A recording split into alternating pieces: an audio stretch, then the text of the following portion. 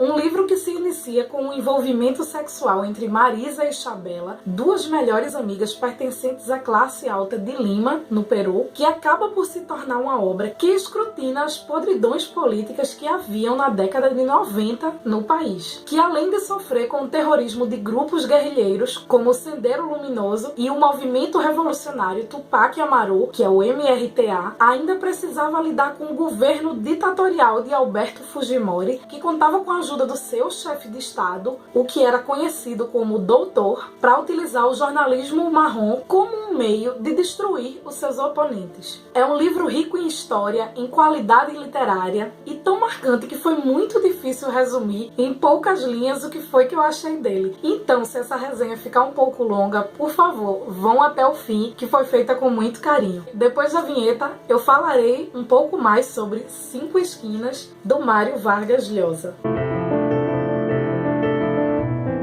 O autor premiado com o Nobel de Literatura em 2010, Mário Vargas Llosa, tem uma ligação direta com a política peruana. Inclusive, ele foi um candidato opositor de Alberto Fujimori em 1990 pela coalizão liberal de direita Frente Democrata, conhecida como Fredemo. Mas no segundo turno, ele acabou perdendo para o Alberto Fujimori, que assumiu a presidência. E o Fujimori, por meio de um autogolpe, em 1992, com o respaldo das Forças Armadas, dissolveu o Congresso e interviu também no Judiciário, além de passar a perseguir membros da sua oposição. Aliás, um comentário aqui: toda vez que a gente estuda um pouco a história da América Latina, a gente percebe o quanto as nossas democracias são frágeis. Inclusive, nas eleições mais recentes, a filha de Alberto Fujimori foi candidata e eu li algumas matérias que diziam que o fujimorismo ainda persiste no Peru. São coisas a se pensar e ver que certas características, até da nossa própria política, elas não são apenas do nosso país. Isso, de certa forma, também assusta, porque nós não temos tantas garantias assim de uma democracia. E é se valendo desse contexto histórico ditatorial que a história de Cinco Esquinas se desenvolve, trazendo personagens diversos que, de certa forma, são relacionados na história. O foco narrativo do livro é em terceira pessoa e a cada capítulo nós vamos conhecendo e observando sobre alguns dos personagens, que são os personagens centrais da narrativa e que cada um tem um papel ali. Nós vemos classes sociais bem diversas, como por exemplo, Chabela e Marisa, que são as amigas que eu falei no início. Elas são de classe alta. Henrique, que é engenheiro e é marido de Marisa, e o seu amigo Luciano, que é marido por sua vez de Chabela, e um advogado renomadíssimo em Lima. Nós temos aí uma classe alta que, pelo início da história das mulheres, parece que, apesar de estar nesse contexto, porque o envolvimento delas acontece no momento em que uma tem que ficar na casa da outra porque já está chegando próximo o horário do toque de recolher dado pelos terroristas. Essa era uma realidade que quem morava ali naquele local tinha que conviver. E desde o início isso nos é mostrado. Toda aquela complicação política e tal acaba por influenciar bastante a vida dos personagens. A história ela vai se desenvolvendo de maneira alternada, então em cada capítulo nós vamos conhecendo um pouco mais sobre cada personagem, que eu vou continuar a falar aqui. Então nós temos a história de Chabela e Marisa, mas logo após nós somos apresentados a uma problemática que acontece com o marido de uma delas, que é o Henrique Cárdenas, o engenheiro que eu falei, que aparece um jornalista lá com a roupa toda desengonçada. Já demonstra ali a diferença de classe social entre eles, pelo distanciamento que o narrador tenta mostrar que o Henrique tem pela figura do jornalista. Ele vai no escritório do Henrique e mostra umas fotos que aconteceu alguns anos antes em Chosica, e são fotos muito comprometedoras. Ainda mais para ele, um empresário muito bem sucedido no país e que, por opção, apesar de todos os problemas políticos, ele decide continuar no país. Essa questão das fotos tira ele do eixo e de uma segurança que, apesar de todo o problema político do país, ele ainda conseguia ter. E esse jornalista faz como se fosse uma chantagem velada, porque ele não nomeia aquilo como chantagem. Mas é perceptível que é disso que se trata. E Henrique vai falar com seu amigo Luciano, que é advogado, passado e que ajuda ele nessa questão.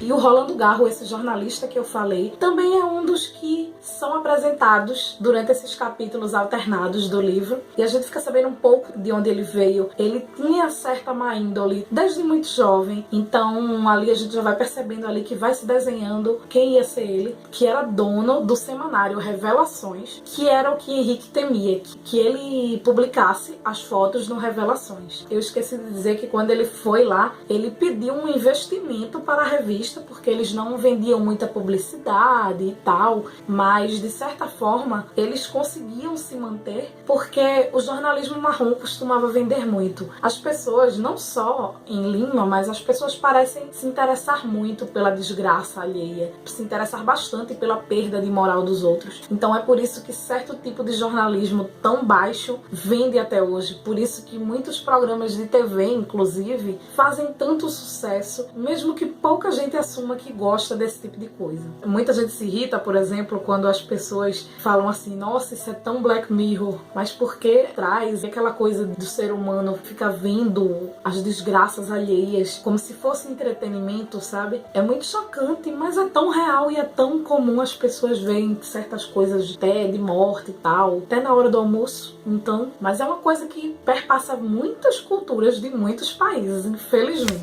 Além do Rolando, outra personagem que também trabalha no Revelações e é sua discípula é a Julieta Leguizamon, que é chamada como a Baixinha. Ela foi criada apenas pelo pai e não sabia nada sobre a sua mãe. Com o trabalho dela na Revelações, ela se sentia em vingança com um mundo que tinha sido tão duro com ela e com seu pai. Desde cedo, ela tinha como ideia de jornalismo esses escândalos com pessoas da alta sociedade. Esse apelido dela de Baixinha, ela tem desde a época da escola, e foi lá na escola que ela deu os primeiros passos para o que seria também essa sua profissão de jornalista. E ela se tornou famosa porque ela colocava uma coluna no mural da escola, trazendo fofocas sobre pessoas que lá estudavam. Gente, isso é muito Gossip Girl, saudades. E ela foi a aquisição perfeita para o semanário Revelações, porque, assim como o Rolando, ela não tinha muitos escrúpulos para fazer o que tinha que ser feito no semanário, e ela acaba tendo uma grande importância para o desenvolvimento da narrativa. Juan Peineta, um outro personagem muito importante para essa narrativa, tinha que lidar com alguns problemas de memória advindo dos sofrimentos que passou em vida e da sua própria idade. Ele só não se esquecia de duas coisas: o seu amor pelo gênio da canção crioula, o Felipe Pingblo, e da sua própria idade, que eram 79 anos. Ele era um antigo recitador de poesias que não ganhava muito, não se preocupava em ter muito dinheiro, mas ganhava o suficiente para viver, e que, recitando, conheceu Atanásia, a mulher da sua vida, que veio a ser a sua esposa. Num certo dia, ele foi convidado para ser substituto de um dos três piadistas. Esse era um programa da TV peruana que fazia bastante sucesso, e ele trouxe certa segurança financeira para Juan e sua mulher Atanásia. Mas ele não ficou feliz com aquilo, porque ele, enquanto um dos três piadistas, ele tinha que recitar, e em algum momento algum outro dos dois lhe dava uma bofetada, e aquilo era motivo de riso, e ele se via triste, traindo a arte que sempre achou ser a maior arte de todas, que era a poesia. Essa parte da história dele é bem triste, assim, bem melancólica, é bem legal também de ler. Ele caminha muito por Cinco Esquinas, o bairro que nomeia esse livro, e ele, em suas memórias, ele vai trazendo algumas informações importantes pra gente. Ele diz que Cinco Esquinas já foi um bairro que teve seu auge, tinha muitos prédios ali importantes, tinha casarões de pessoas de classe alta. Também já foi um local que se iam ouvir os festivais de música crioula, ou seja, era um lugar de uma efervescência cultural grande, e que infelizmente não era mais, que hoje em dia era muito violento, entregue às drogas e aos perigos que tem em uma cidade,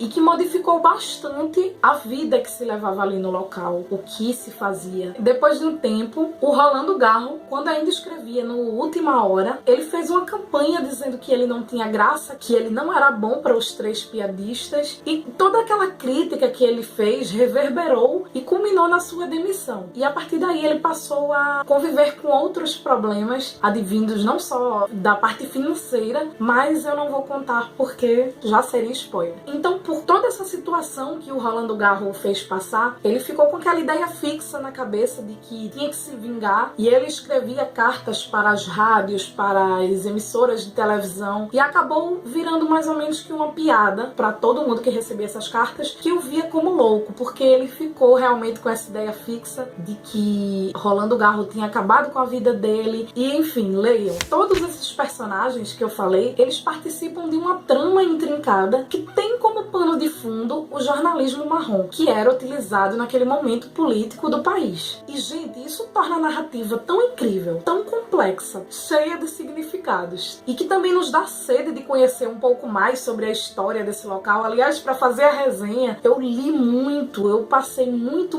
tempo lendo um pouco sobre a política do Peru naquele momento. Então li um pouco sobre quem era presidente, como foi a ditadura, essas alternâncias de foco no personagem, ora em Chabela e Marisa, ora em Henrique, ora em Rolando, ou na própria Julieta, a baixinha, ou Juan Peineta. É uma coisa que vai se repetindo por todo o livro, e aquilo me segurou de uma forma. Eu fiquei eletrizada o livro inteiro. Não teve um momento sequer nesse livro que eu ficasse entediada. Às vezes é comum até em livros que a gente acha bom, porque tem trechos não tão bons, mas isso não aconteceu com Cinco Esquinas. Não é à toa que esse livro foi um dos preferidos do meu ano. E quem iria pensar que no início de narração ali, com certo erotismo entre duas amigas, ia se tornar o que se tornou Cinco Esquinas, com todo esse jogo político, a problemática de cada personagem e toda a história que eles carregavam, muito complexa, muito bem desenvolvida, apesar de o livro ter um pouco mais de 200 páginas, tudo muito amarradinho aqui, apaixonante do começo ao fim, que te dá realmente sede de saber mais e mais sobre o que inspirou essa narrativa. O Mário Vargas Llosa, ele já tem os seus 80 anos de idade, eu li várias entrevistas também dele antes de fazer essa resenha e descobri que ele está sempre em busca do seu melhor livro. Ele não consegue eleger um livro como melhor. Esse daqui é o livro mais recente dele. Não posso dizer que seja o melhor, porque foi por ele que eu comecei a ler obras do autor e pretendo ler muito mais. Eu acho que enquanto Llosa estiver vivo, ele vai continuar buscando o seu melhor livro e presenteando a gente com coisas tão incríveis, porque eu arrisco a dizer, desse daqui, que é o que eu li, é incrível. Ele foi não só um dos melhores do meu ano, como se tornou um dos melhores da vida. Em alguma das matérias que eu li também dizia que esse livro, eu não lembro se foi uma resenha ou se foi uma matéria, é como se fosse uma vingança do Llosa para o Fujimori. Leiam e tirem suas próprias conclusões. Se vocês quiserem comprar, eu vou deixar aqui embaixo os links e vocês já sabem que comprando por eles, vocês estarão ajudando aqui o canal. Tchau, um beijo enorme e até o próximo vídeo.